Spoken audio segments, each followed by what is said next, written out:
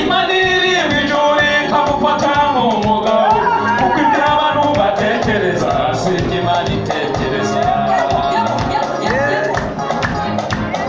Dawidi w'uko Yesayi bamufataga nk'imbwa, Imana iri mu ijuru ikamufata nk'umugabo kuko ibyo abantu batekereza si ibyo Imana itekereza. Ntabwo ari ibyo Imana itekereza.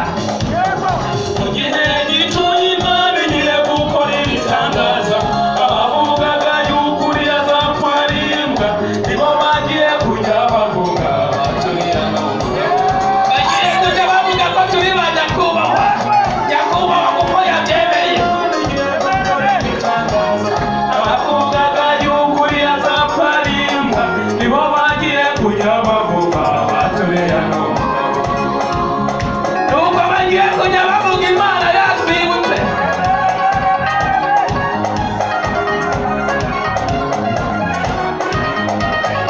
Baburara bakarya ifiriti banywa bakanywa inshyushyu, bahura bikumvikana wowe ukabura ijambo ariko Imana yategeka ukavuga nabo bacecetse. Bacecetse bose.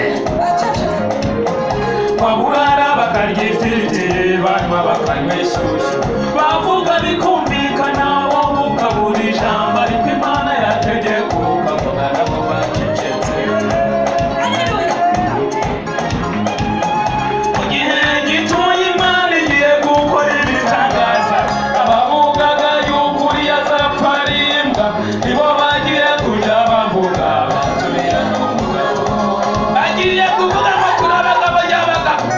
Mu gihe gituye Imana igiye gukora ibitangaza, abavugaga yuko uriya azapfa ari imbwa nibo bagiye kujya bavuga baturiya n'umugabo.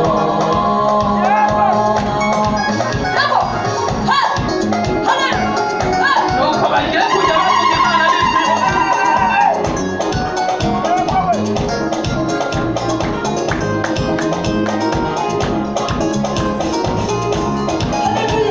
Hari igihe Imana ibareka bakagufata ijambo, bakakuvuga bakavuga bakongera bakakuvuga, isaha y'Imana yagera igahita ibambura ijambo. Hari igihe Imana ibareka bakagufata ijambo,